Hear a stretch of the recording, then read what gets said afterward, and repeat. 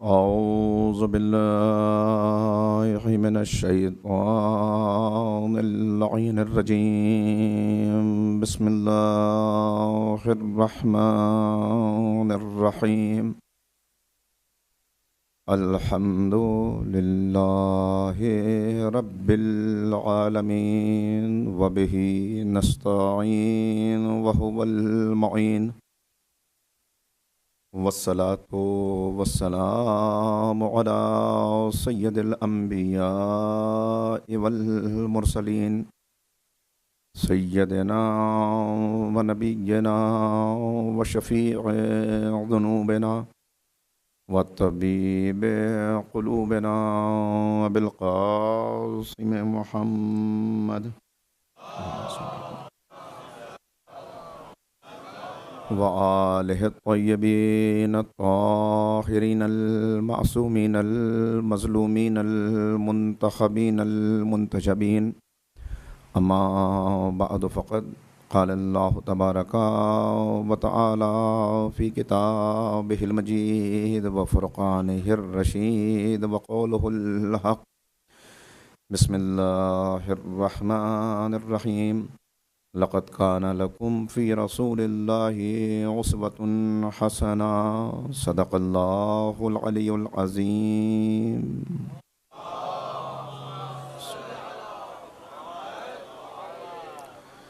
بزرگان محترم و نوجوانان عزیز، قرآن کریم کی اس مشہور آیہ کریمہ کے ضمن میں کہ جسے عموماً سیرت پیغمبر کی گفتگو کرتے ہوئے یقیناً اور لازماً پڑھا جاتا ہے، ہمارا موضوع گفتگو سید کونین کی شخصیت، سید کونین کی سیرت عالم بشریت کے لیے کامل نمونہ عمل، فکر و بحث کا یہ چوتھا مرحلہ ہے۔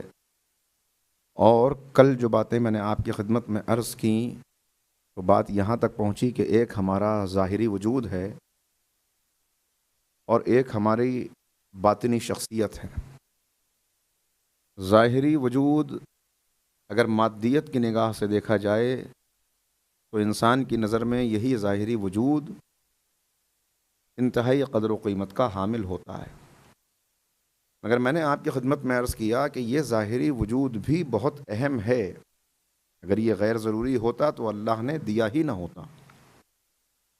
اور ایک تقریر میں بیان کر چکا ہوں مولا کائنات کے ایک خطبے کے حوالے سے کہ مولا نے فرمایا کہ اس ظاہری اور باطنی وجود کا ربط اور تعلق آپس میں کیا ہے اور کیسے یہ ایک دوسرے کے لیے فائدہ مند ہو سکتے ہیں، مگر اس وقت وہ اس طرف پلٹ نہیں سکتا۔ اس وقت تو صرف آپ کو متوجہ اسی طرف کرنا ہے کہ ذرا غور کرتا رہے انسان اور دیکھتا رہے کہ یہ شخصیت، یہ ہمارا ظاہر، یہ ہمارا وجود حیوانی، وجود جسمانی، یہ تو تبدیل ہوتا رہتا ہے، بدلتا رہتا ہے، مگر جو اندر کی شخصیت ہے، جس کی وجہ سے انسان کی قدر و قیمت ہے اور جس کو کامل کرنے میں، کمال تک پہنچانے میں اصل میں یہ وجود سواری کی حیثیت رکھتا ہے، اس شخصیت کی طرف سے غافل ہو جانا انسان کو انتہائی خسارے میں پہنچاتا ہے۔ دیکھیے یہ جسم کیا ہے؟ اگر انسان اپنی حقیقی شخصیت سے روشناس نہ ہو سکے اور اپنی ہستی کا ادراک نہ کر سکے اور اپنی معرفت نہ حاصل کر سکے اور اپنے مقصد حیات کو نہ پہچان سکے اور اس دنیا میں آ کے چلا جائے تو کیا ہے اس کی زندگی؟ یہ جسم بالکل ٹھیکرا ہے مٹی کا، اگر انسان اپنی حقیقت سے غافل رہ گیا۔ لہذا غفلت سے بیدار ہونا اور خود بیدار ہو جائے تو دوسروں کو بیدار کرنا، اور اس بیداری کے پیغام کو جہاں تک پہنچا سکے اپنی زندگی میں پہنچانا، زبان کے ذریعے، قلم کے ذریعے، عمل کے ذریعے، کردار کے ذریعے، یہ ہر مومن کی ذمہ داری ہے، ہر مومنہ کی ذمہ داری ہے۔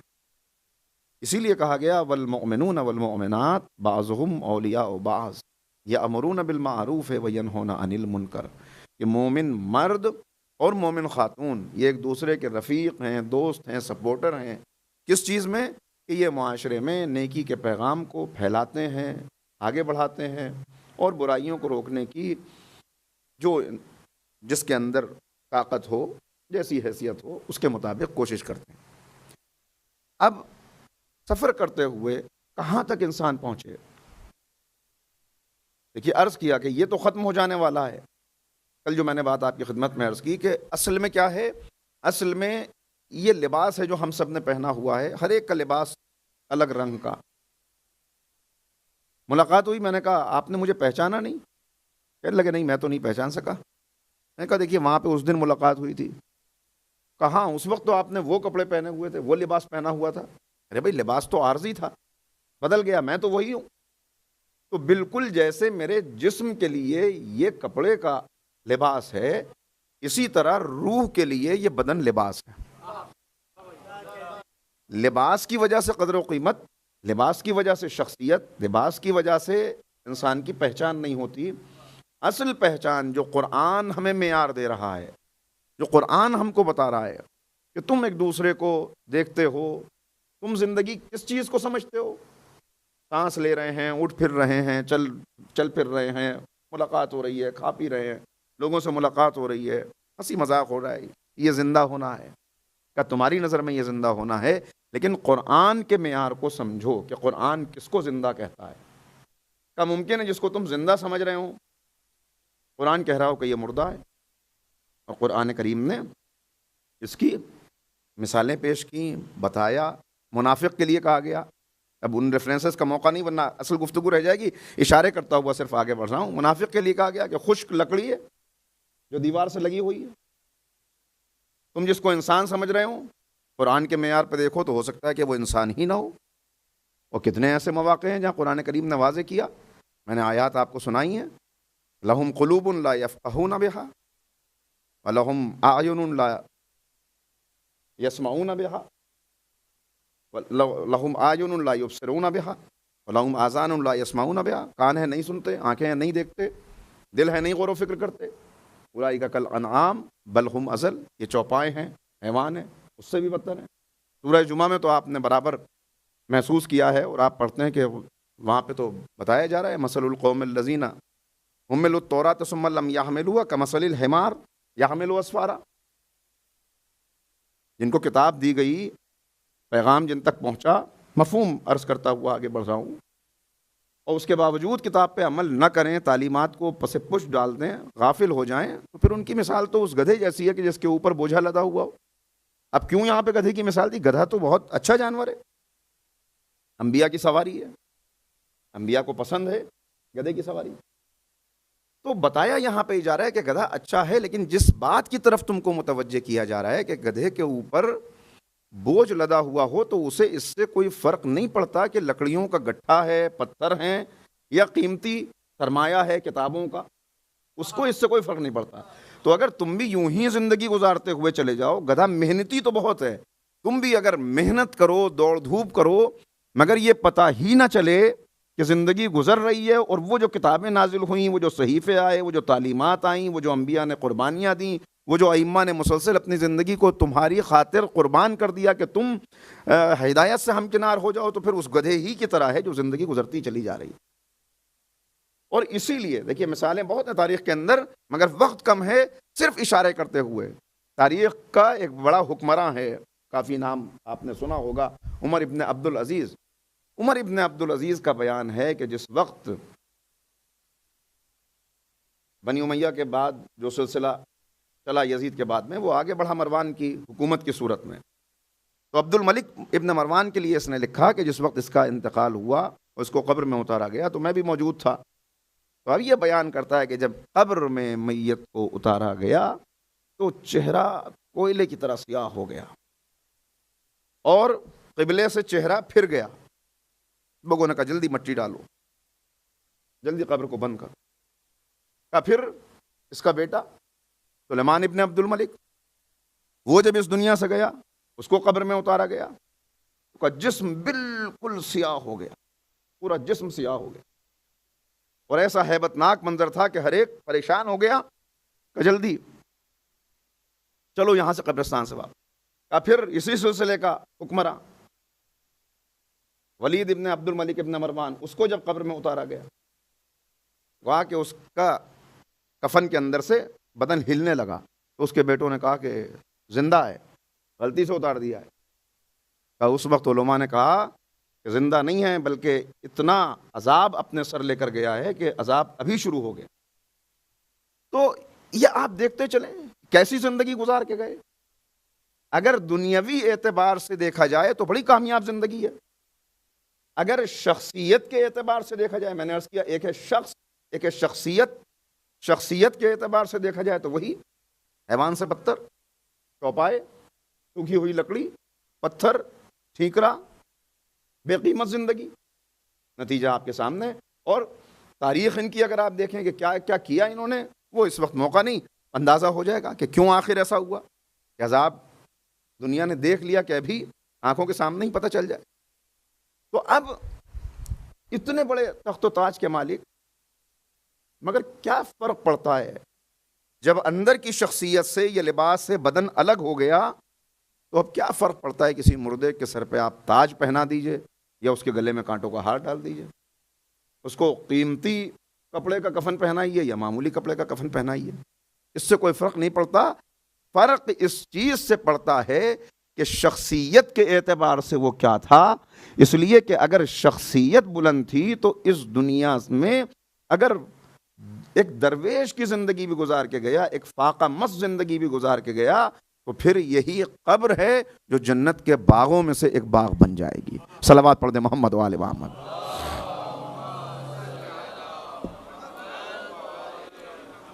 اور یہی پیغام جو میں نے آپ کی خدمت میں ان چند جملوں میں عرض کیا، یہی خلاصہ ہے ائمہ طاہرین کی نورانی سیرتوں کا، یہی خلاصہ ہے شہزادی کونین کی حیات طیبہ کا۔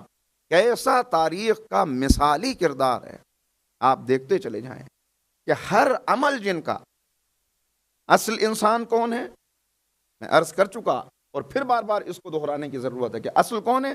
کسی کی زندگی کو کس چیز سے ناپو؟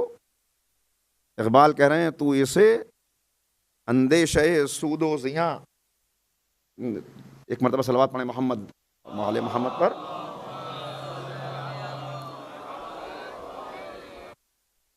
برطرز اندیشہ سود و زیاں ہے زندگی، یہ خسارہ، یہ نقصان اس سے بلند ہے زندگی۔ مگر کون سی زندگی؟ جس کو تم دن اور رات سے دیکھ رہے ہو کہ کتنے دن گزرے، کتنی طویل انبیاء کی زندگی گزری۔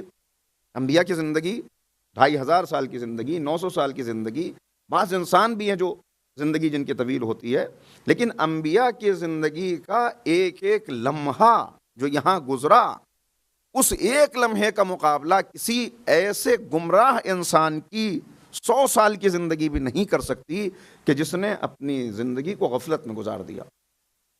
اور یہاں 18 سال کی سیرت طیبہ، 18 سال کی کیا سیرت ہے، کیا کردار ہے، تاکہ دیکھتے چلے جاؤ اور اس سیرت کو اپنی زندگی میں لانے کی کوشش کرتے چلے جاؤ۔ جس کو اقبال نے کہا، اقبال راز بتا رہے ہیں، اگر پندے زدرویش پذیری، ہزار امت بمیرت تو نہ میری۔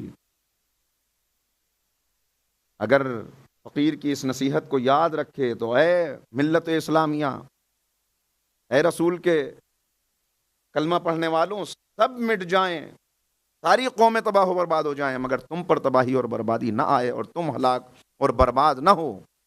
بس اس نصیحت کو یاد رکھو۔ کیا نصیحت؟ کہ اپنی خواتین تک یہ پیغام پہنچا دو کہ بطول باش و پنہاشو ازیں اثر، کہ در آغوش شبیر بگیری۔ خواتین کو بتا دو کہ حضرت بطول کی، شہزادی کونین کی سیرت کو اپنی زندگی میں اتار لیں، تاکہ ان کی گود میں پلنے والے بچے بھی وقت کے حسن و حسین بن جائیں۔ صلوات پڑھ دیں محمد و آل محمد۔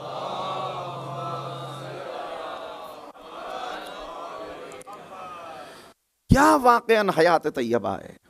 میں نے عرض کیا کہ 18 سال نہ دیکھیں، بلکہ یہ دیکھیں شہزادی کے القاب میں، القاب کل میں بیان کر رہا تھا، وقت محدود ہوتا ہے۔ صدیقہ، جو قرآن نے القاب دیے، جو قرآن نے محفوظ کیے، اللہ نے 9 نام ہیں جو قرآن میں رکھے، اور آیات تو بے شمار ہیں۔ علماء نے جو کام کیا ہے اس پر، تو بعض نے لکھا کہ 300 آیات وہ ہیں جو اہل بیت کی شان میں ہیں. ظاہر ہے کہ جو اہل بیت کی شان میں ہیں اس میں تو شہزادی شامل ہیں ہی، مگر خصوصیت کے ساتھ شہزادی کے لیے جو نام رکھے گئے اس میں سب سے معروف نام شہزادی کا کوثر. اللہ نے وعدہ کیا نبی کو کہ ہم آپ پریشان نہ ہوں، یہ ابتر کا تانا دینے والے، یہ گستاخی کرنے والے، یہ خود مقطوع نسل ہو جائیں گے، اور شہزادی کی صورت میں خیر کثیر عطا کیا، کوثر عطا کیا. اور اسی لیے شہزادی مرکز دائرہ عصمت ہیں، مرکز دائرہ عصمت.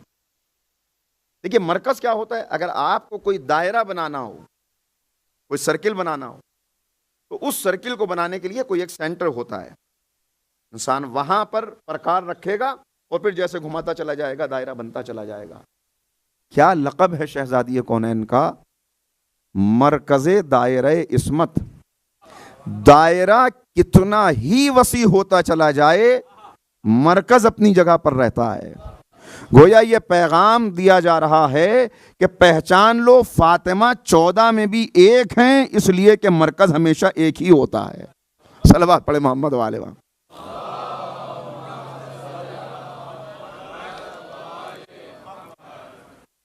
اور جو شب و روز گزرے، جو زندگی گزری، اس زندگی کو دیکھ کر، اس لیے کہ بعض لوگوں نے لکھا ہے، اس پر بات بھی ہوئی ہے کہ کیسی زندگی گزاری تھی، غربت کی زندگی تھی، کیا تھا مال دنیا میں سے، مگر کیا عظمت، چونکہ مرکز دائرہ عصمت ہیں، لہذا اب قدرت بھی آواز دے رہی ہے کہ تم کیا جانو کہ فاطمہ کیا ہیں، تمہیں کیا معلوم کہ فاطمہ کیا ہے. لولاک لما خلقت الافلاک. اے پیغمبر اگر آپ کو خلق کرنا مقصود نہ ہوتا تو ہم نے یہ کائنات خلق نہ کی ہوتی. یہ چاند، یہ ستارے، یہ سورج، یہ سیارے، یہ زمین، یہ آسمان، یہ فرش، یہ عرش، یہ دریا، یہ سمندر، یہ پہاڑ، یہ سب چرند پرند کس لیے؟ صرف اس لیے کہ آپ مقصود کائنات ہیں، آپ فخر موجودات ہیں، آپ کو خلق کرنا تھا، لہذا یہ سب خلق کیا. اور پھر بات آگے بڑھی، فلولا علی لما خلقتک. اور اگر علی کو خلق کرنا مقصود نہ ہوتا تو آپ کو بھی خلق نہ کیا ہوتا. پھر اور آگے بڑھی بات، ولولا فاطمہ لما خلقتکما. اور اگر فاطمہ کو خلق کرنا مقصود نہ ہوتا تو آپ کو اور علی دونوں کو خلق نہ کیا ہوتا. کیا مقصد ہے؟ عرض کر چکا ہوں اسی ممبر سے ایک مرتبہ کہ یہ پریشان ہو جاتے ہیں سن کر بعض مومنین جو سرسری نظر سے اس کو دیکھتے ہیں کہ کیا شہزادی، کیا مولا کائنات سے کا رتبہ رسول اللہ سے بڑھ گیا؟ نعوذ باللہ. کیا شہزادی کونین کا رتبہ ان دونوں ہستیوں سے بڑھ گیا؟ نہیں. مولا کائنات تو خود کہتے ہوئے نظر آتے ہیں کہ میں محمد کے غلاموں میں سے ایک غلام ہوں. اور ہم دعوت فکر دیتے ہیں دنیا کو کہ فضائل امیر المومنین پہ نظر ڈالو، کہ جن کے لیے یہ بتایا گیا کہ اگر تمام اشجار قلم بن جائیں، تمام سمندر سیاہی بن جائیں، تمام انسان و جنات مل کے لکھنے بیٹھیں، تب بھی علی کے فضائل کو ضبط تحریر میں نہیں لایا جا سکتا. اور جب اتنی صاحب فضیلت شخصیت کی فضیلتوں کو دیکھ لو تب سمجھو کہ جب غلام ایسا ہے تو آقا کیسا ہوگا. لہذا متوجہ کرتے ہیں. مگر یہاں جو بات بیان کی جا رہی ہے وہ مقصد کے اعتبار سے ہے کہ مقصد کیا ہے؟ اللہ چاہتا ہے کہ بندے مجھے پہچانے. کیوں خلق کیا اہل بیت تمہیں؟ میں نے چاہا کہ چھپا ہوا خزانہ تھا، پہچانا جاؤں تو میں نے اہل بیت کو خلق کیا. تو اب مقصد ہے کہ بندے رب کے قریب آ جائیں. رسول کو کیوں بھیجا؟ رسول اللہ کو بھیجا سب سے آخر میں تمام انبیاء کے بعد، تاکہ وہ ذات واجب پہچانی جائے. پیغمبر کی آواز صدا بصحرا ہو جاتی اگر نصرت کرنے کے لیے علی ابن ابی طالب جیسی شخصیت نہ ہوتی. اللہ نے پیغمبر کو سایہ نہیں دیا، مگر ابو طالب کا بیٹا سائے کی طرح پیغمبر کے ساتھ ساتھ رہا.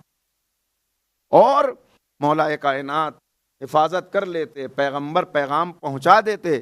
لیکن اگر اس کے بعد ایک پورا سلسلہ عصمت و طہارت نہ ہوتا، اگر کربلا نہ ہوتی تو نہ رسول کی محنت باقی رہتی، نہ مولا کائنات کی محنت باقی رہتی۔ لہٰذا بتایا جا رہا ہے کہ اگر فاطمہ نہ ہوتی تو نہ رسول کی محنت باقی رہتی، نہ علی کی محنت باقی رہتی۔ گویا مقصد تخلیق کائنات ہی ختم ہو جاتا۔ محمد والے محمد باواز بلند صلوات۔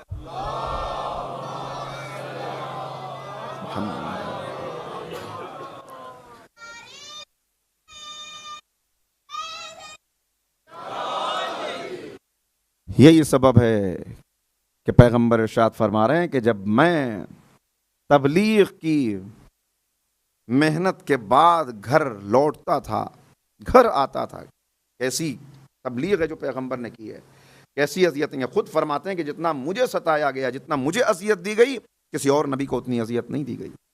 اتنی اذیتیں برداشت کرنے کے بعد کانٹوں پر چلایا جا رہا ہے، پتھر مارے جا رہے ہیں، دھول اڑائی جا رہی ہے، فقرے کسے جا رہے ہیں، اونٹ کی اوجھڑی رکھی جا رہی ہے، گلے کے اندر رسی ڈال کر کھینچا جا رہا ہے، قتل کی سازش کی جا رہی ہے، طائف کے سفر میں لہو لہان کیا جا رہا ہے، مگر پیغمبر فرما رہے ہیں کہ جب لہو لہان ہو کر، زخمی ہو کر اللہ کا رسول پلٹتا تھا تو اب خود پیغمبر کہتے ہیں کہ فاطمہ کا چہرہ دیکھ کر میرا جوش تبلیغ بڑھ جاتا تھا۔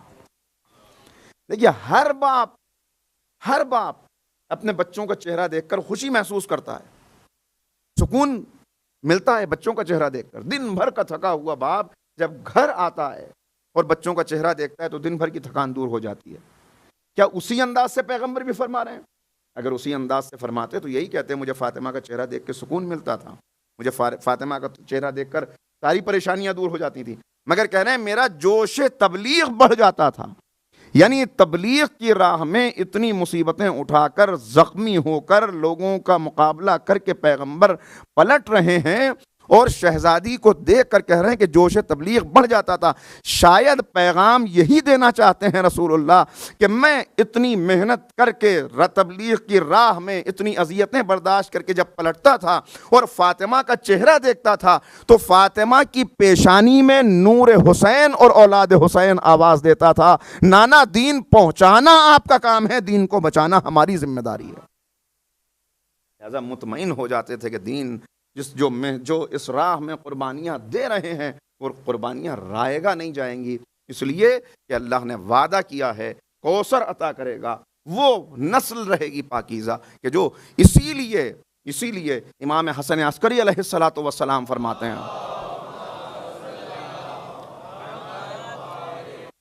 امام اسی بات کو آگے بڑھاتے ہوئے عرض کر دوں ایک دو جملے اور، کہ اسی لیے امام فرماتے ہیں کہ یہاں رسول اللہ نے فرمایا کہ فاطمہ کو دیکھ کر میرا جوش تبلیغ بڑھ جاتا تھا، وہاں 11ویں امام حسن عسکری علیہ السلام فرما رہے ہیں کہ دن میں 3 مرتبہ ہماری جدہ ماجدہ کی پیشانی سے نور ساطع ہوتا تھا، ایک نور چمکتا تھا۔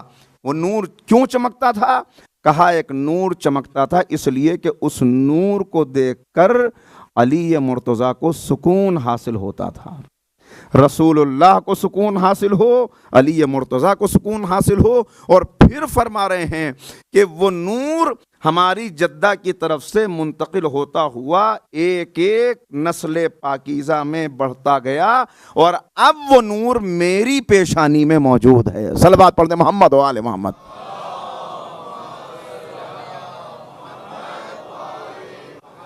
تو یہ نور کا سلسلہ ہے، یہ نور کا سلسلہ حفاظت ہوگی، مگر اب کس انداز سے؟ دیکھیے ایک ہے ان کا معجزاتی رخ،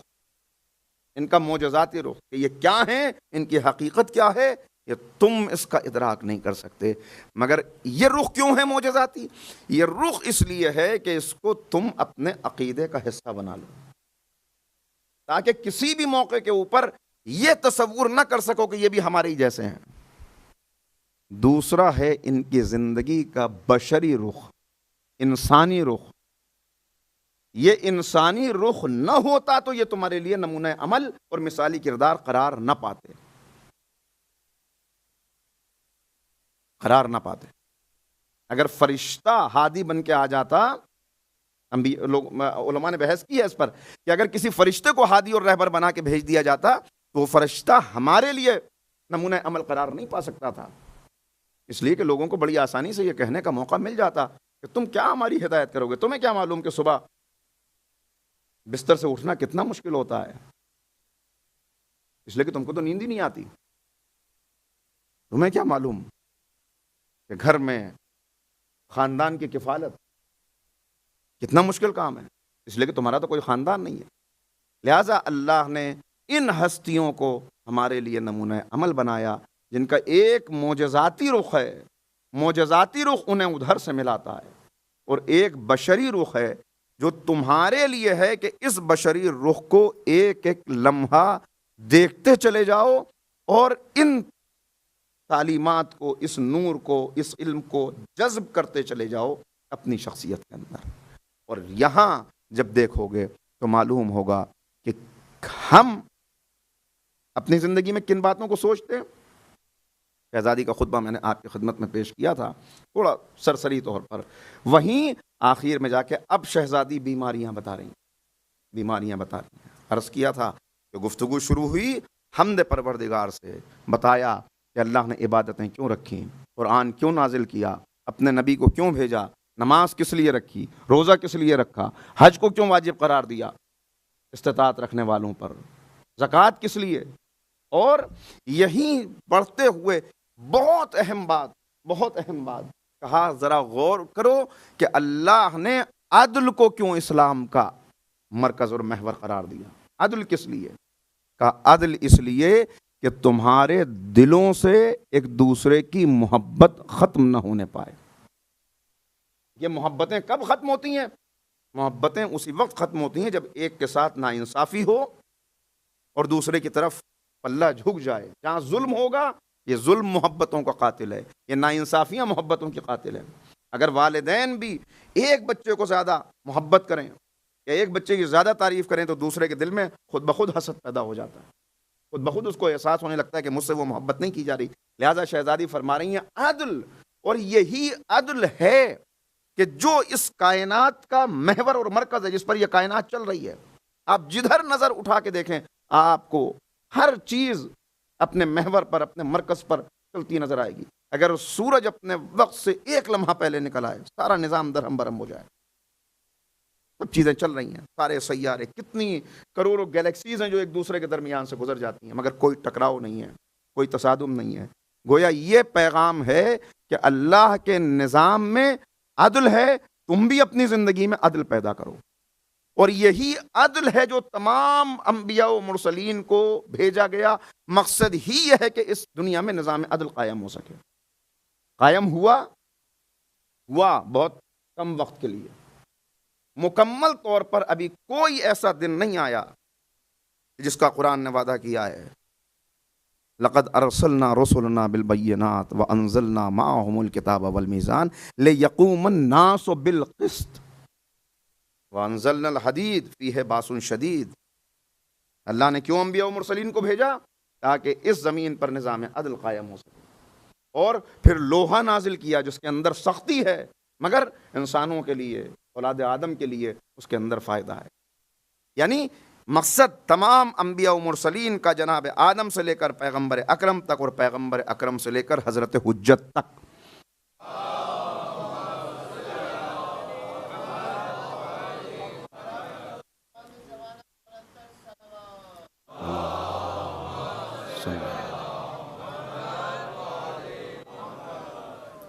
مقصد ہے نظام عدل کا قائم ہونا، پورے کرۂ ارض کے اوپر عدل و انصاف کا نظام قائم ہو جائے، امن و امان کی ہوائیں چل جائیں۔ کیا یہ مقصد حاصل ہوا؟ کیا یہ مقصد پورا ہوا؟ ابھی تک وہ دن نہیں آیا کہ جب مکمل طور پہ پوری زمین پہ نظام عدل قائم ہو گیا ہو۔ اسی لیے معصوم نے فرمایا کہ مٹ نہیں سکتی یہ زمین، ختم نہیں ہو سکتی، قیامت نہیں آ سکتی، زمین کا یہ فرش سمیٹا نہیں جا سکتا اس وقت تک جب تک یہ وعدہ قرآن کریم کا پورا نہ ہو جائے۔ یہ وعدہ پورا ہوگا، یہ وعدہ پورا ہو کے رہے گا۔ پیغمبر فرما رہے ہیں کہ اسلام ہر گھر کے اندر، کچا یا پکا، ہر مکان کے اندر اسلام داخل ہو کے رہے گا، لوگوں کو پسند ہو یا نہ پسند ہو۔ تو انشاءاللہ وہ دن آئے گا، وعدہ کیا گیا، یملأ الارض قسطا وعدلا کما ملئت ظلما وجورا۔ جب ظلم و جور سے بھری ہوئی دنیا عدل و انصاف سے بھر جائے گی۔ اس وقت اگر اس تحریک کا حصہ تمہیں بننا ہے، دست و بازو تمہیں بننا ہے، تو پھر اس تحریک کے رہبر کو دیکھو کہ وہ کیا کہتے نظر آ رہے ہیں، اور وہ کہتے نظر آ رہے ہیں کہ میری جدہ کی سیرت میرے لیے کافی ہے۔ یعنی امام کا پیغام یہ ہے کہ اگر تمہیں میرا ناصر، میرا سپاہی بننا ہے تو میری جدہ کی سیرت پر عمل کرو۔ مکمل کامل نمونہ عمل ہے تمہارے لیے، ہر رخ سے دیکھتے جاؤ۔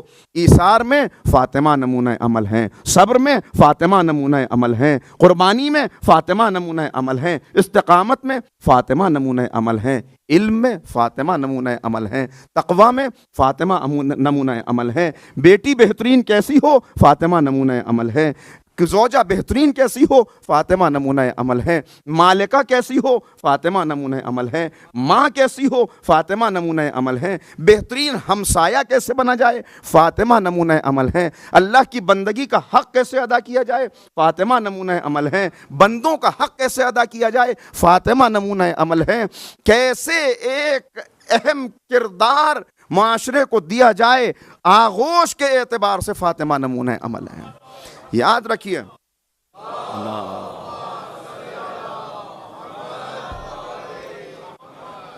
دو آغوش ہیں۔ ایک آغوش، اس سے پہلے بھی یہ جملہ میں نے کہا ہے، دو آغوش ہیں۔ ایک آغوش کا نام ہے ماں، ایک آغوش کا نام ہے معاشرہ۔ ماں کی آغوش سے معاشرے کی آغوش تک کا سفر طے کرنا ہے۔ ماں کی آغوش سے ایک کردار اگر کامل کردار بن جائے تو پھر یہ کردار ایک سرپرست بنے معاشرے کے اندر، اور فرد سے خاندان، خاندان سے معاشرہ، نیکیوں کا یہ کارواں آگے بڑھتا چلا جائے۔ یعنی مجھے کہنے دیجئے کہ اگر آغوش مادر اسلامی ہو جائے تو زندہ کردار پیدا ہوگا، اگر معاشرہ اسلامی ہو جائے تو زندہ قوم پیدا ہوگی، زندہ قوم پیدا ہوگی۔ لہٰذا یہ سفر بڑھتے ہوئے اسی طرف چلتے چلے جانا ہے۔ پھر اقبال دوسری جگہ آ کے کہہ رہے ہیں کہ مادرن را اسوے کامل بطول، پہچانو کہ حضرت فاطمہ زہرا کیا ہیں۔ اگر پہچان لیا، اگر پہنچ گئے وہاں تک، جتنا تمہارے لیے، تمہاری نجات کے لیے کافل ہے، اتنا تو حاصل کر لو، اتنا تو ان کے قریب آ جاؤ، تو تمہیں نظر آتا رہے گا۔ صرف یہ نہ دیکھنا کہ بیٹی کس کی ہے، بیٹی ہونے کے اعتبار سے بہت باعظمت ہے، اس میں کوئی شک ہی نہیں ہے، لیکن شہزادی کا اپنا کردار، شہزادی کا اپنا کارنامہ، شہزادی کی اپنی سیرت اور اپنی صفات کہ پیغمبر جس کے لیے فرماتے نظر آتے ہیں۔ ایک دو نہیں، بہت سارے واقعات ہیں، مگر جلدی جلدی ایک دو اشارہ کرتے ہوئے، ہم جب کسی راہ میں قدم بڑھاتے ہیں، جب آگے بڑھتے ہیں، تو ہمارے پیش نظر کیا چیزیں رہتی ہیں اور شہزادی کے پیش نظر کیا مقصد ہے۔ ہم یہ دیکھتے ہیں کہ کس کو کیا پسند ہے۔ یہ جملہ چاہتا ہوں کہ آپ یاد رکھ لیں، ہم یہ دیکھتے ہیں کہ کس کو کیا پسند ہے، فاطمہ یہ دیکھتی ہیں کہ اللہ کو کیا پسند ہے۔ بس پھر اس کی کوئی حدیث قدسی ہے، حدیث قدسی کہ اے میرے بندے، ایک میری چاہت ہے، ایک تیری چاہت ہے، ہوگا وہی جو میری چاہت ہے۔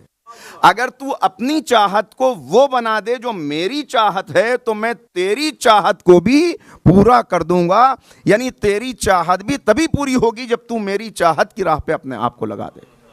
اور یہ بات ہے جو شہزادی کونین بیان فرما رہی ہیں، ساری عبادتوں کی حکمتیں بیان کر کے، اپنا تعارف کرا کے، تم نے کیا نقصان اور خسارہ کیا یہ بتا کر ماضی یاد دلا رہی ہیں اب کہ اپنا ماضی یاد کرو، تم تو مجاہد ہو، تمہاری تلواریں اسلام کی راہ میں اٹھیں، تم نے کفر کے ناروں کو دبا ڈالا، تم نے شرک کی آگ کو بجھا دیا، تم نے ایسے وقت میں اسلام کا ساتھ دیا جب اسلام انتہائی نازک دور سے گزر رہا تھا، مگر آج تم کو کیا ہو گیا؟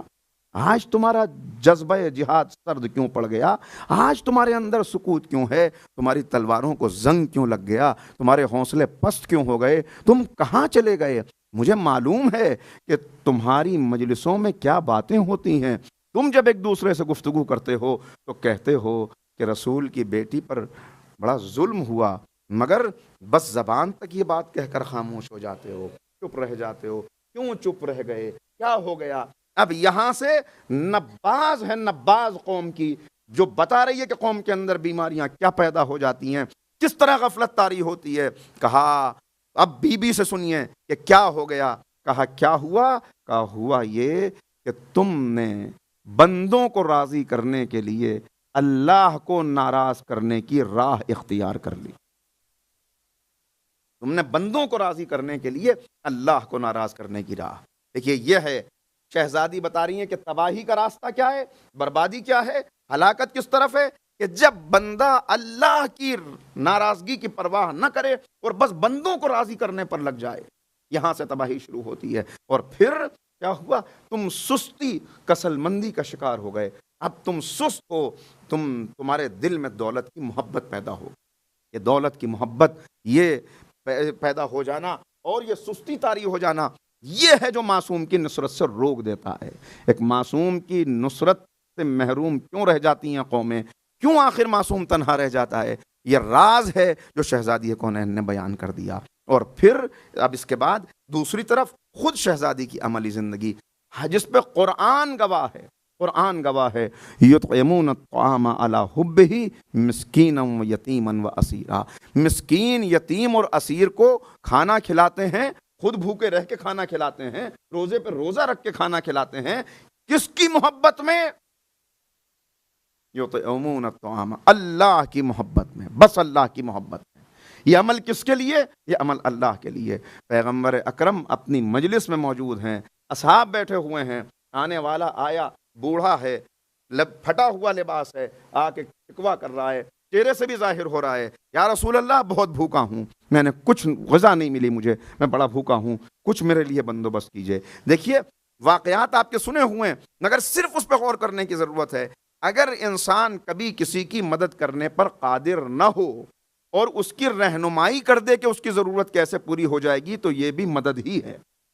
لہٰذا رسول اللہ فرماتے ہیں کہ اس وقت کچھ نہیں ہے کہ جو میں تجھے دے سکوں، مگر میں تجھے ایسے گھر کا پتہ بتائے دیتا ہوں کہ جہاں تیری ضرورت پوری ہو جائے گی۔ جا فاطمہ کے دروازے پہ چلا جا، فاطمہ کے در پہ چلا جا۔ جناب بلال سے کہا کہ بلال اس کو لے جاؤ اور فاطمہ کے در پہ پہنچا دو۔ آیا، آ کے آواز دی کہ میں بھوکا ہوں، میرے پاس کچھ نہیں کھانے کے لیے۔ شہزادی نے پہلے وقت کیسا ہے؟ وقت یہ ہے کہ گھر میں 2 دن سے فاقہ ہے، گھر میں 2 دن سے فاقہ ہے، لیکن سائل کھڑا ہوا ہے، سائل کو کیسے واپس پلٹائیں؟ لہٰذا اب کیا کریں فاطمہ؟ لکھا ہے کہ ایک بچھونا تھا جو بکری کی کھال کا تھا، جس پہ بچے آرام کیا کرتے تھے۔ پہلے شہزادی نے چاہا کہ اس بچھونے کو اس کو دے دیا جائے، پھر خیال آیا کہ یہ بھوکا ہے، بچھونا لے جائے گا کہاں تک؟ بس آخر میں چچا کی بیٹی نے ایک ہار تھا جو تحفے میں دیا تھا، وہ ہار شہزادی نے جناب فضہ کے ہاتھ بھجوایا کہ اس ہار کو لے جا کے دو۔ اس نے ہار لیا، کبھی ہار کو دیکھتا ہے، کبھی گھر کو دیکھتا ہے، پھر پیغمبر کی خدمت میں واپس پلٹ آیا اور آ کے کہتا ہے یا رسول اللہ میں بھوکا ہوں، گیا تھا، یہ ہار ملا، مگر اس سے میری بھوک تو نہیں مٹنے والی۔ بس ایک مرتبہ جناب عمار یاسر کھڑے ہوئے، کہا کیا تو چاہتا ہے کہ یہ ہار فروخت کر دے، یہ ہار بیچ دے؟ اس نے کہا کہ ہاں، میری ضرورت اگر پوری ہو جائے تو میں اسے بیچنے کے لیے تیار ہوں۔ بس ایک مرتبہ کہا یا رسول اللہ خیبر سے جو مال غنیمت ملا تھا اس میں کا میرے پاس محفوظ ہے، اگر آپ اجازت دیں تو اس ہار کو میں خرید لوں۔ کہا تجھے اس کی کیا قیمت چاہیے؟ کہا مجھے صرف اتنی قیمت چاہیے کہ میرا پیٹ بھر جائے، مجھے ایک لباس مل جائے اور اتنا زیادہ سفر مل جائے کہ میں اپنے گھر تک پہنچ جاؤں، اپنے گھر والوں سے دور ہوں۔ جناب عمار نے 20 دینار، 200 درہم، ایک اونٹ اور ایک بکرا ذبح کر کے اس کا گوشت اور اسی کے مطابق روٹیاں جب اس فقیر کو دیں اور کہا کہ کیا تو اس سے راضی ہے، تو ایک مرتبہ اس کا چہرہ کھل گیا۔ اس نے کہا کہ سلام ہو رسول کی بیٹی پر اور سلام ہو رسول کے اصحاب پر، اصحاب پر، کیا تو اس سے راضی ہے؟ کہا کہ عمار آپ نے تو مجھے غنی کر دیا، میں فقیر تھا غنی ہو گیا۔ یہ کہہ کے پلٹا۔ جناب عمار نے روتے ہوئے اس ہار کو اپنی آنکھوں سے لگایا، بوسہ دیا، اس کے بعد خوشبو لگا کے اپنے غلام سے کہا کہ یہ ہار لے کے شہزادی کی خدمت میں چلے جاؤ اور شہزادی سے کہنا کہ یہ ہار واپس قبول فرما لیں اور تمہیں میں نے شہزادی کی غلامی میں دیا۔ بس ایک مرتبہ ہار لے کے غلام آیا، دستک دی، یہ شہزادی غلام آیا ہے، فضہ پوچھو کیوں آیا ہے؟ کہا ہار واپس آیا، ہار آیا، میں بھی آپ کا غلام ہوں. عمار نے مجھے آپ کی غلامی میں دے دیا. بس ایک مرتبہ کہا کہ فاطمہ کی طرف سے آزادی مبارک ہو, تمہیں غلامی سے آزادی ملی. مسکراتا ہنسی آ گئی, مسکراتا ہوا چلا. تو ایک مرتبہ کہا ہنسنے کا سبب کیا ہے؟ کہا ہنس رہا ہوں اس ہار کی برکت دیکھ کر کہ کیسا بابرکت ہار ہے جس نے ایک برہنہ کو لباس دے دیا, ایک بھوکے کو کھانا کھلا دیا, ایک کو زیادہ سفر دے دیا, اور ایک غلام کو آزاد کر کے اپنے مالک کے پاس واپس پلٹ آیا. یہ بظاہر چھوٹا سا ایک واقعہ ہے شہزادی کی سیرت کا, لیکن کتنا غور و فکر کرنے کی ضرورت ہے. ایک پیغام تو یہ ہے کہ اگر تم اللہ کی راہ میں کوئی چیز خرچ کرو گے تو یہ نہ سمجھو کہ یہ خسارے کا سودا ہے, وہ کہیں زیادہ بابرکت بن کے تمہارے پاس پلٹ آئے گا, کہیں زیادہ.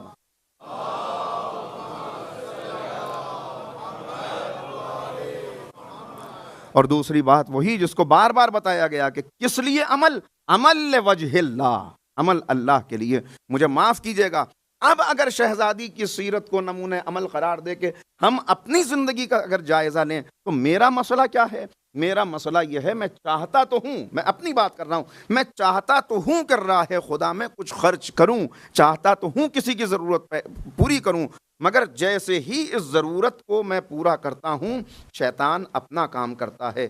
میں نے اس کی مدد کی ہے, اسے میرا شکر گزار ہونا چاہیے. میں نے اس کی مدد کی ہے, اسے میری تعریف کرنی چاہیے. میں نے اس کی مدد کی ہے, اسے معاشرے میں 10 جگہ جا کے بتانا چاہیے کہ انہوں نے فلاں موقع کے اوپر میری مدد کی, میرے بچوں کی تعلیم کی ذمہ داری انہوں نے اپنے سر لی ہے, میں میرے گھر پہ کھانے کے لیے نہ تھا, ایسے وقت میں انہوں نے میری مدد کی.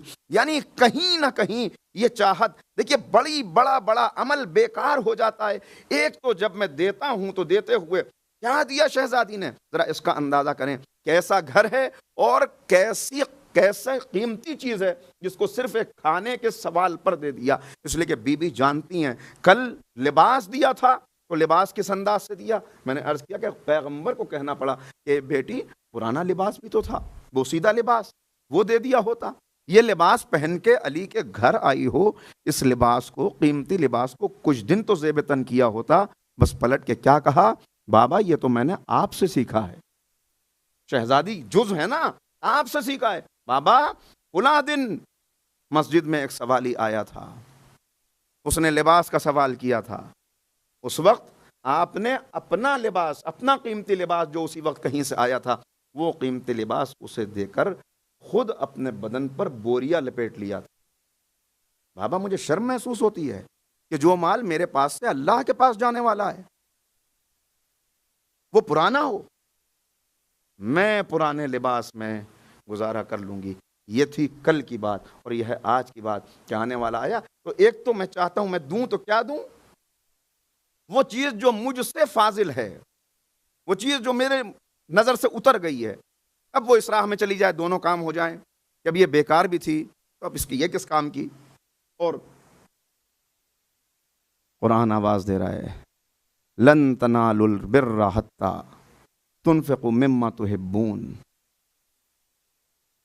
نیکی کب نیکی ہے, جب وہ اللہ کی راہ میں دو جو تمہیں پسند ہے, جو تمہیں پسند ہے. اپنے برادر مومن کے لیے وہ پسند کرو جو تمہیں پسند ہے. لہذا پہلا درس, پہلی بات. اور جو میں نے بات عرض کی کہ دوسرے, جب اللہ کے لیے عمل ہے تو جزا بھی اللہ ہی سے چاہیے, جزا بھی اللہ سے چاہیے, بندے سے جزا. دیکھیے میں معذرت کے ساتھ یہ بات عرض کر رہا ہوں, اور جو جہاں میرا لہجہ تلخ ہو جاتا ہے اس کے لیے میں پہلے ہی آپ سے معذرت چاہتا ہوں. بات اصل میں کیا, بات حقیقتاً یہ ہے, کتنے ادارے چلتے ہیں اور اس کے بعد بند ہو جاتے ہیں. انجمن بنی, ٹوٹ گئی, ادارہ کھلا, بند ہو گیا. کیوں؟ اس لیے کہ ادارے کو سپورٹ کرنے والے آگے تو آتے ہیں, مگر پھر ان کی چاہت یہ ہوتی ہے میں نے سپورٹ کیا ہے, میرا پیسہ ہے, لہذا پردے میرے رنگ کے ہونے چاہیے جیسے مجھے پسند ہو, قالین وہ ہونا چاہیے جیسا مجھے پسند ہو. انتظامیہ پہلے مجھ سے پوچھے کہ آپ کا کیا رائے ہے, آپ کا کیا مسئلہ ہے. اگر اللہ کے لیے کیا ہے تو مجھے اس کی پرواہ کیا ہے کہ اس کو کس انداز سے خرچ کرنے والا خرچ کر رہا ہے. بس میں مطمئن ہوں کہ میں نے دے دیا. اب جب اپنی چاہت ختم ہو جائے, جہاں اپنی کوئی چاہت نہ رہے, ما تشاؤون الا ان یشاء اللہ, تو پہلا مرحلہ دینے کا کہ انسان دے تو توقع اللہ سے رکھے کہ وہ مجھ کو عطا کرے گا. اور یہ میں آپ کی خدمت میں عرض کر چکا کہ دوست پہ خرچ کرنے کے بعد پچھتا سکتا ہے, بھائی پہ خرچ کرنے کے بعد نقصان ہو سکتا ہے. کہ انسان کہے کہ بھائی ٹھیک ہے کچھ تو جو ہے, اچھا وہ بھی کب جذبہ پیدا ہوتا ہے, وہ بھی اسی وقت کے جب توقع رکھی جائے کہ بدلے میں شکریہ ادا کریں گے, بتائیں گے, ادھر ادھر تذکرہ کریں گے, وہ بھی تبھی پیدا ہوتا ہے. لیکن اللہ کے ساتھ اگر بندہ سودا کرے, وَمَن يَعْمَلْ مِثْقَالَ ذَرَّةٍ خَيْرًا يَرَهُ وَمَن يَعْمَلْ مِثْقَالَ ذَرَّةٍ شَرًّا يَرَهُ. یہاں تو ایک ذرے کا بھی حساب ہے, ایک ذرہ بھی. آپ کی نظر میں ذرہ ہے مگر وہ کتنا قیمتی ہے, وہ کتنا قیمتی ہے نہیں اندازہ ہو سکتا. لہٰذا ایک بات. دوسرا رخ معذرت کے ساتھ, ہم جب رکھتے ہیں تو ہمیں کیا خیال رہتا ہے؟ بعد میں دیکھیں گے, بعد میں سوچیں گے. سنیے بس ایک اشارہ کرتے ہوئے, ایک شخص آخری وقت آیا, اس نے وصیت کی کہ میرا جو کھجوروں والا باغ ہے اس کی ساری کھجوروں کے مالک رسول اللہ اور علی مرتضیٰ ہیں, وہ جیسے چاہیں اس کو خرچ کریں راہ خدا میں ان کو دیتا ہوں. انتقال ہو گیا اس کا, پیغمبر کو خبر ہوئی, مولا کائنات کو خبر ہوئی, فصل کا موسم آیا, ٹنوں کھجوریں اتری, اتنی کھجوریں, اتنی فصل آئی کہ ہر سال سے کہیں زیادہ وہ ساری فصل مولا کائنات نے حکم پیغمبر سے اپنے ہاتھ سے مستحقین تک پہنچائی. ایک کھجور رہ گئی آخر میں, پیغمبر بھی موجود ہیں, ایک کھجور رہ گئی. نبی کریم نے اس ایک کھجور کو اپنے ہاتھ میں لے کے اصحاب کو مخاطب کر کے کہا کہ یہ اتنی کھجوریں جو تقسیم ہو گئیں, جس کے لیے وہ وصیت کر گیا, جو اس کی طرف سے چلی گئیں, اگر اس نے اپنی زندگی میں اپنے ہاتھ سے اللہ پہ توکل کر کے یہ ایک کھجور راہ ضرورت کی راہ میں دی ہوتی, راہ خدا میں دی ہوتی, تو یہ ایک کھجور اس سارے صدقے سے کہیں زیادہ افضل تھی. صلوات پڑھ دیں محمد والے وہاں.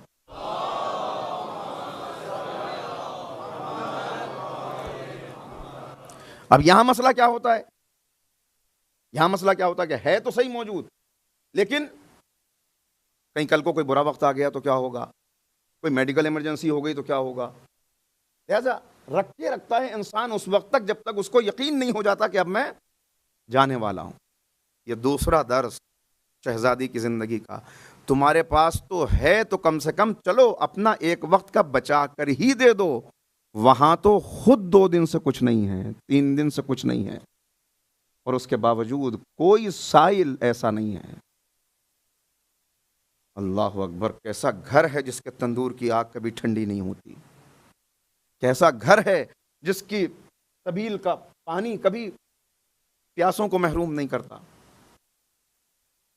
یہ دوسری. اچھا یہاں ہوتا کیا ہے؟ یہاں پہ ہوتا وہی ہے, کتنا انسان جمع کرتا ہے. دیکھیے ہم صرف غور و فکر کر رہے ہیں, معذرت کے ساتھ ہم صرف غور و فکر. میں ابھی دیکھ رہا تھا سوشل میڈیا پہ بہت چلا, واٹس ایپ پہ بھی وہ آیا, ایک خاتون کا فوٹو تھا, ہاسپٹل کا فوٹو تھا, ہاسپٹل کی وہ پکچر تھی. اس کی جو سٹوری تھی وہ یہ تھی کہ ایک خاتون جو خود بزنس کرنے والی تھی, کافی محنت اور کافی وقت لگا کر انہوں نے اپنے بزنس کو کہیں سے کہیں پہنچایا, اور اس میں جو ہے گھر متاثر ہوا, گھر بھی ٹوٹ گیا مصروفیت کی وجہ سے, دوسری چیزوں کی وجہ سے, اس لیے کہ ساری چیزیں آسان نہیں ہوتی. گھر ٹوٹ گیا, بچے الگ ہو گئے, اکیلی بزنس بڑھاتے ہوئے آگے بڑھ رہی. اور وہ فوٹو یہ تھا کہ گیلری کے اندر, ہاسپٹل کی گیلری میں نوٹ بکھرے ہوئے ہیں یہاں سے وہاں تک. اس کا کیپشن یہ تھا کہ وہ خاتون چیخ کر کہہ رہی ہے ڈاکٹر سے کہ کس کام کی یہ دولت کہ جسے حاصل کرنے میں میں نے اپنی ساری زندگی لگا دی, اپنا گھر توڑ لیا, سارے رشتے ختم ہو گئے, اور اب ایک بیماری کا تم میری علاج نہیں کر سکتے, اور مجھ سے کہہ رہے ہو کہ اس کا کوئی علاج نہیں ہے. کس کام کی ہے یہ دولت, کیا کرنا ہے اب اس دولت کا؟ تو حقیقت یہی ہے کہ بعد کے لیے یہ ہے شیطان کا دھوکہ. تو وہ کہتا ہے کل کا کیا ہوگا, کل کیا ہوگا, کل کیا ہوگا. شہزادی کی سیرت پہ نظر رکھیں، نمونہ عمل ہے شہزادی کی سیرت، جہاں مختلف انداز سے ایک دو مرتبہ نہیں، کتنی مرتبہ یہ آپ کو واقعات نظر آئیں گے، کتنی مرتبہ یہ واقعات۔ وقت ختم ہوتا جا رہا ہے لیکن ذرا سا اور آگے بڑھنا چاہتا ہوں، ایک مرتبہ صلوات پڑھیں مل کے محمد والے وہاں۔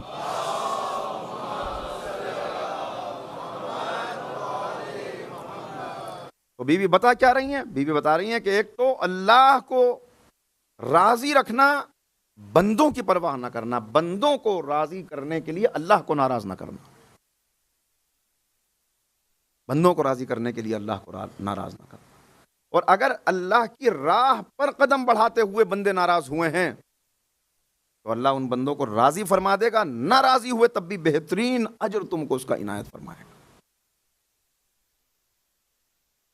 اگر یہ حوصلہ پیدا ہو جائے معاشرے کے اندر،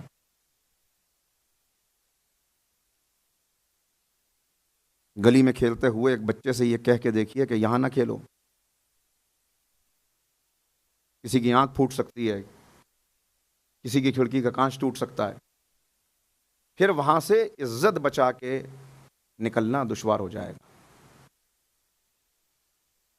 یہ قربانی جو ہے یہ بہت مشکل قربانی ہے۔ اگر اللہ کو راضی کرنے کے لیے میں نے آپ سے کچھ کہا تو عزت بچانی مشکل ہے۔ لہذا ٹھیک ہے، ہم صحیح چل رہے ہیں، ہمارا ڈائریکشن ٹھیک ہے، اب ہم کیا کر سکتے ہیں؟ اگر پورا معاشرہ ڈوب رہا ہے تو ہم کیا کر سکتے ہیں اس میں؟ نہیں، یہاں بتایا گیا کہ نہیں، یہ طریقہ نہیں۔ اگر یہ طریقہ ہے تو پھر تم کو سوچنا پڑے گا کہ کیا واقعاً اہل بیت کی دکھائی ہوئی راہ یاد ہے؟ کیا ہماری عزت جناب زینب کی عزت سے زیادہ ہے؟ لمحہ فکریہ ہے۔ مولا فرما رہے ہیں نہج البلاغہ میں، معاشرے کیوں تباہ ہو جاتے ہیں، قومیں کیوں برباد ہو جاتی ہیں، اللہ کے عذاب کا کوڑا کیوں چلتا ہے، ہوا کیوں اکھڑ جاتی ہے، روب و دبدبہ کیوں نکل جاتا ہے دشمنان اسلام کے دلوں سے؟ اس وقت کہ جب امر بالمعروف اور نہی عن المنکر کے فریضے کو فراموش کر دیا جاتا ہے۔ اور فراموش کیوں کیا جاتا ہے؟ جب انسان کو اپنی عزت اللہ کے حکم سے زیادہ پیاری ہو جاتی ہے۔ فرزند رسول میدان کربلا سے آواز دے رہے ہیں، الموت اولا من رکوب العار والعار اولا من دخول النار۔ ذلت کی زندگی سے عزت کی موت بہتر ہے، لیکن راہ خدا میں اگر اللہ کو راضی کرنے کے لیے عزت کی قربانی دینی پڑے تو پھر ذلت عزت سے بہتر، ایسی ذلت جو اس کی راہ میں اٹھائی جائے۔ تو بچا بچا کے نہ رکھ اسے، تیرا آئینہ ہے وہ آئینہ کہ شکست ہو تو عزیز تر ہے نگاہ آئینہ ساز میں۔ یہ ہے شہزادی کی دکھائی ہوئی راہ۔ کل ایک مرد مومن نے سوال بھی کیا تھا کہ شہزادی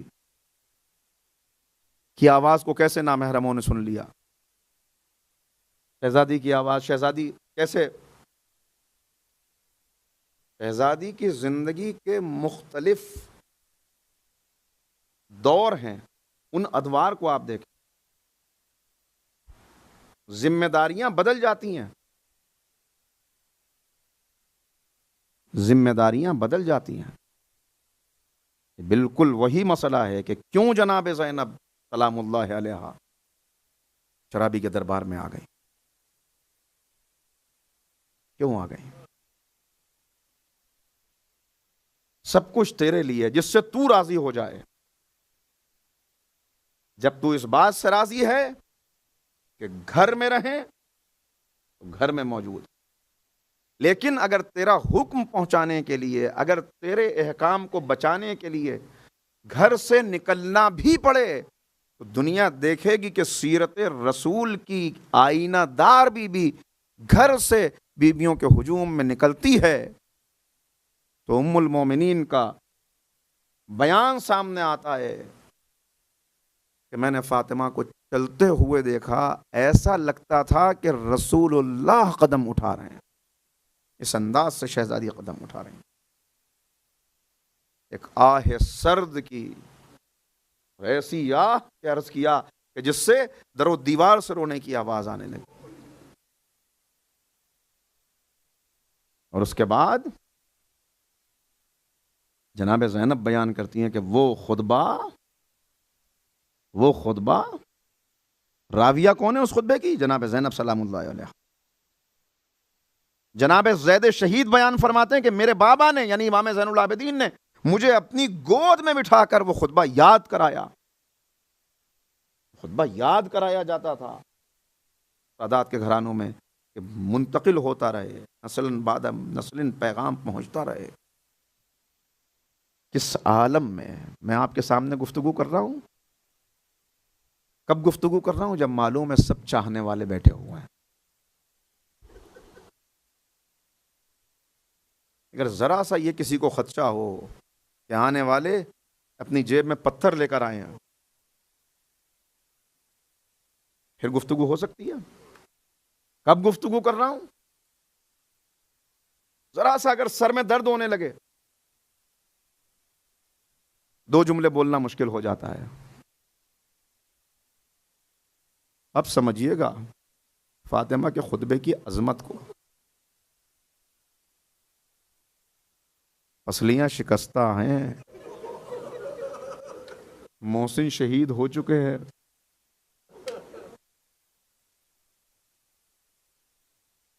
بابا کے جانے سے فاطمہ کا سب کچھ جا چکا ہے۔ ایسے عالم میں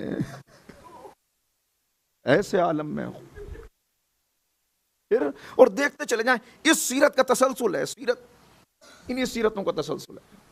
مولا کائنات کی گواہی ہے، جیسے رسول اللہ کے ساتھ جناب خدیجہ طاہرہ کہ ذرا کسی نے بی بی کی شان میں کچھ کہا تو رحمت کے رخ پہ جلال آ گیا، کہا تمہیں کیا معلوم کہ خدیجہ کیا تھی؟ وہ اس وقت ایمان لائیں، اس وقت اپنے ایمان کا اظہار کیا کہ جب لوگ دشمن بنے ہوئے تھے، اس وقت انہوں نے تصدیق کی جب تکذیب کر رہے تھے، اور انہوں نے اپنے مال کو راہ اسلام میں قربان کر دیا۔ ارے کیوں نہ ہو ایسی ماں کی بیٹی کی یہ سیرت کیوں نہ ہو؟ کہا ان کے ذریعے سے اللہ نے مجھے وہ نسل عطا کی، پاکیزہ نسل، جناب رسول اللہ کے ساتھ جناب خدیجہ، مولا کائنات کے ساتھ قدم قدم پہ جناب فاطمہ زہرا۔ ہاں یہ روایات بالکل صحیح ہیں، کہ شہزادی جاتی تھیں مولا کائنات۔ ایک روایت میں تو یہ ہے کہ رات کی تاریکی میں شہزادی کو سواری پر سوار کرتے اور ایک ایک در پہ جا کر، جن سے کوئی توقع تھی، جن سے کوئی امید تھی، یہ اتمام حجت تھا، پیغام کا پہنچانا تھا۔ لوگ بہت سے سوال کرتے ہیں، ذہن میں تصور آ جاتا ہے، اور اب باتیں میں ساری عرض نہیں کر سکتا، ارباب فہم و دانش موجود ہیں، پوچھتے ہیں کہ علی نے تلوار کیوں نہیں اٹھا لی؟ میں عرض کروں گا آپ کی خدمت میں اگر کل بات رہی ہے، مگر اتنا عرض کر دوں، جیسے علی کی شجاعت معجزہ ہے، ایسے ہی علی کا صبر بھی معجزہ ہے،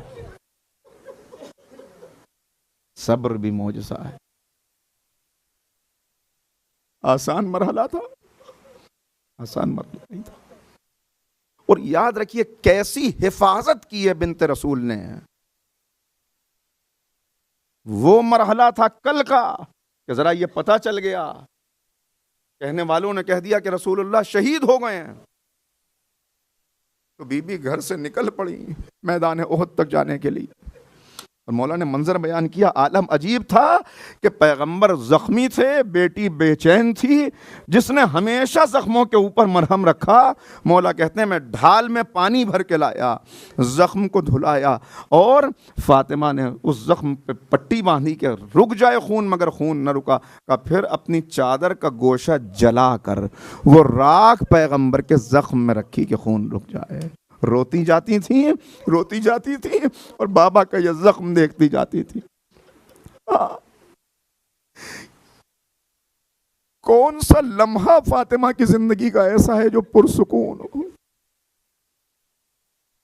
مگر میں نے عرض کیا کہ وہاں رسالت کی حفاظت، رسالت کی خدمت، اور یہاں یہ کیسا جہاد ہے سید کونین کا کہ اگر آج فاطمہ نہ ہوتی تو آپ یقین جانیے کہ مولا کائنات کو قتل کر دیا جاتا. اس لیے کہ علی نے وعدہ کیا ہے، علی تلوار نہیں اٹھائیں گے. آج جو بھی ہو جائے علی تلوار نہیں اٹھائیں گے، اللہ کو رسول سے کیا ہوا وعدہ ہے. ایسے میں کون آئے گا؟ سلمان کتنی دیر مقابلہ کریں گے؟ ابو ذر کتنی دیر مقابلہ کریں گے؟ ایسے میں بس ایک بی بی ہی ہے کہ جس نے جب یہ دیکھ لیا کہ اب تلوار گردن تک پہنچ چکی ہے تو آواز دے کے کہا کہ ابو الحسن کو چھوڑ دو ورنہ میں اپنے بالوں کو پریشان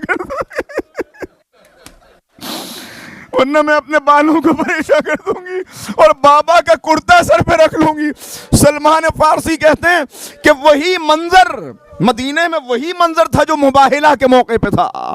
مباہلہ کا موقع آپ دیکھیں تو عالم یہ تھا کہ جب پیغمبر گئے ہیں ان ہستیوں کے ساتھ میں تو عجیب آثار تھے، آسمان و زمین میں آثار پیدا شروع ہونے ہو گئے تھے عذاب کے، اور پرندے درختوں سے اتر کے زمین پہ اپنے پروں کو پھیلا رہے تھے. اور سلمان کہہ رہے ہیں کہ آج عجیب منظر تھا کہ ابھی بی بی نے اتنا کہا تھا کہ زمین کو زلزلہ آیا، مسجد کوفہ کی دیواریں بلند، مسجد نبوی کی دیواریں بلند ہوئیں کہ اتنی بلند ہوئی کہ کوئی سوار بھی نیچے سے نکل جاتا سکتا تھا. ایک مرتبہ علی نے آواز دی، سلمان فاطمہ کو روکو، فاطمہ سے کہو صبر کریں. سلمان آئے، اے بی بی ٹھہر جائیے.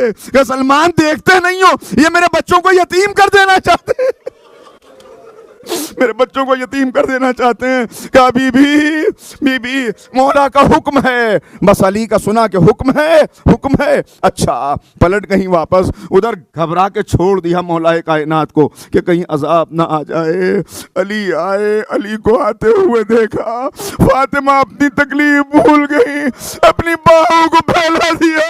یا علی میری جان آپ پہ قربان، میری روح آپ پہ فدا. انہوں نے آپ کے ساتھ انصاف نہیں کیا. میں ہاتھوں کو جوڑ کے اتنا کہوں گا، یہ بی بی آج وقت کے امام پر مشکل تھی، آپ نے بڑی مصیبتیں اٹھائیں مگر وقت کا امام بچ تو گیا.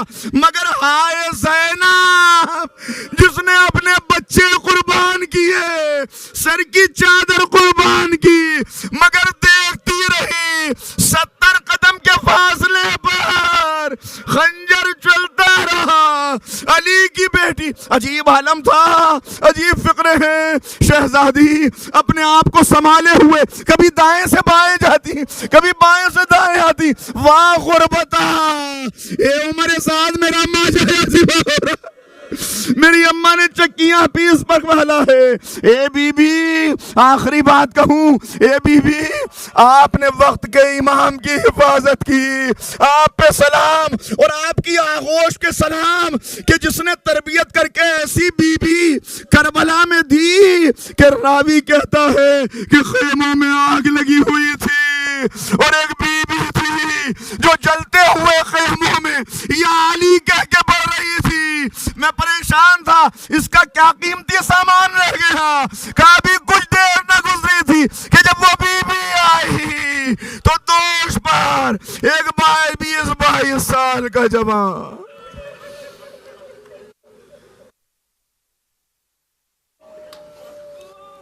سَيَعْلَمُ الَّذِينَ ظَلَمُوا أَيَّ مُنْقَلَبٍ يَنْقَلِبُونَ